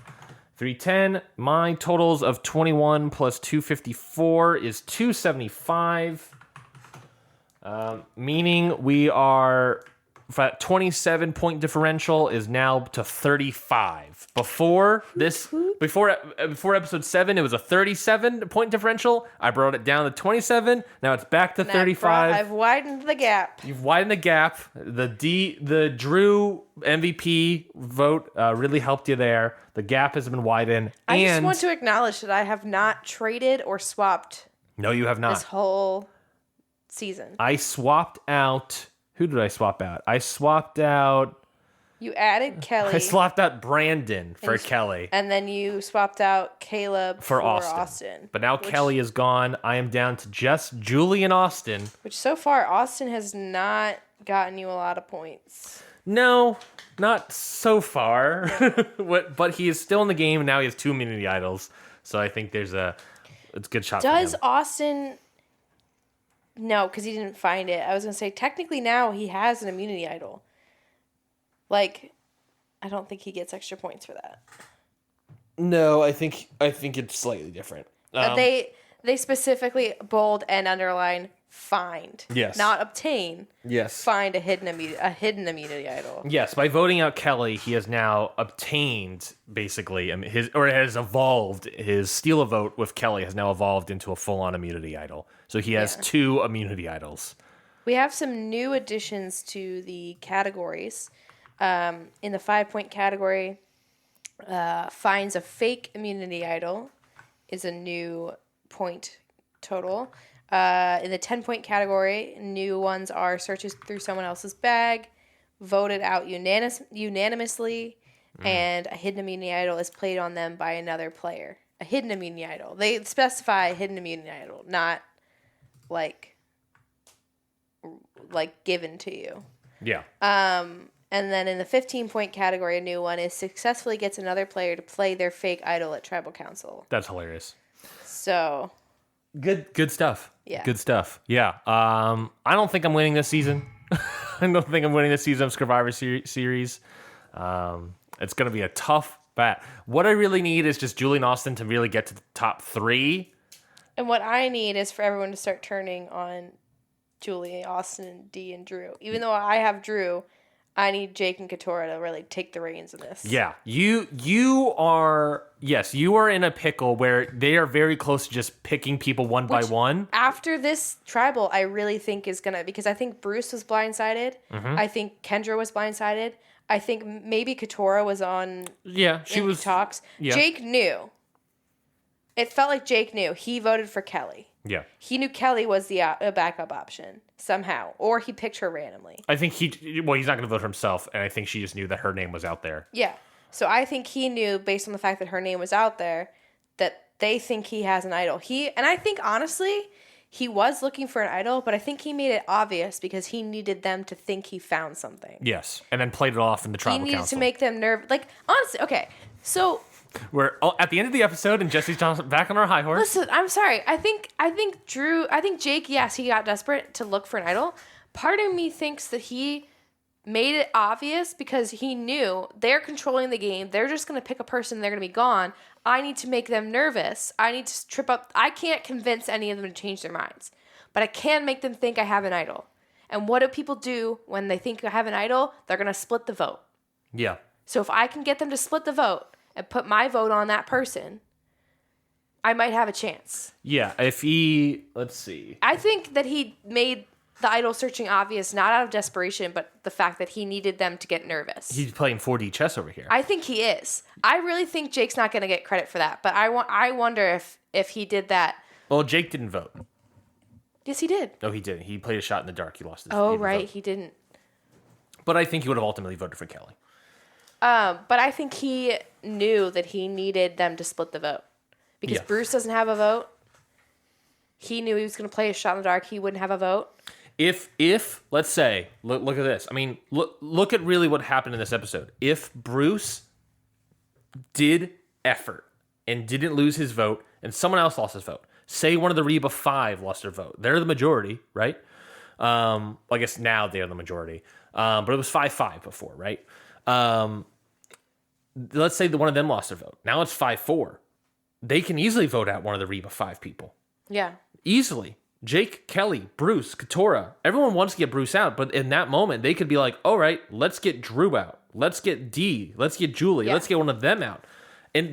So what I'm saying is, it all comes back to Bruce. If Bruce tried more effort and didn't lose his vote in the auction, his number one wouldn't be gone. His number one would be gone, and they all wouldn't be in a crappy situation that they're in right now. But I think props to Jake, because even if he didn't do it, I think he did it on purpose, but even if he didn't, it made them nervous enough to split the vote. Yeah, I agree. Because of what happened with Caleb. Mm-hmm. Mm-hmm. So I think he did really well. And honestly, he could have also been MVP. He's a strong MVP case, but I think it's just not strong enough. Drew ultimately got who he wanted. He got who he pitched out of the game. Yeah. So good on Drew. That is it for this week's episode of Scurvivor series. Thanks for hanging in there, guys. Thank 2 you. episodes. Yes, hanging in there. It's about almost 2 hours, an hour and 45 minutes. So thank you everybody for joining us. We'll be back with just one episode, covering one episode of Survivor next week, episode 9. Jesse, I'm burping a lot right now. Jesse, can you what's something fun that happened the past week, or some experience, or something new that you're trying, or something you're watching that you want people to go check out? You know, I always think about this. I mean, I never think about this ahead of time. No, you don't. I want people to try making miniatures. What do you mean? Little mouse houses. So you have you told me this plan yesterday. I have plans. Okay, so I work at a scrap shop we have a bunch of random stuff. And I have discovered upholstery samples as being the perfect little miniature rugs. And so I found a little lamp. I found a little mantle. I want to make this little like miniature in like the shelf in our kitchen, like a miniature scene. And I would really love to decorate it for the holidays. So now it's gonna start as a miniature Christmas scene, and maybe we'll post on Instagram. But I think it would be really fun if people just got into miniatures. And again, upholstery samples make great miniature rugs. So find your local scrap shop, gather some things, make a little miniature. Could be a miniature little Survivor set. Mm-hmm. Whatever you want. Send us an email if you make one. And I think that they're underrated. They're adorable. They're useless, but they're fun. So perfect. My advice is get married. Email us if you have any thoughts about this episode or upcoming, or what do you think Bruce could have done better, or do you think Jake did a good job, or is he faking it? Send in those emails, comments, questions, concerns. And if you make a miniature something, send us a picture. Tag us on Instagram. At scurvivorseries@gmail.com. You should tag us on Instagram. We don't have an Instagram. We don't have any social media. Podcast. Count out. Tag count out. You have an Instagram. Why don't you plug your Instagram? And tag me at Jessie Dubiowski. Yeah, good luck spelling that last name. Yeah, good luck spelling that. But but yeah, email us scurvivorseries@gmail.com. SCURVIVOR series@gmail.com. This has been the latest episode of Scurvivor Series. We'll be back next week for an all new episode. Until then, goodbye, everybody. Bye. Bye.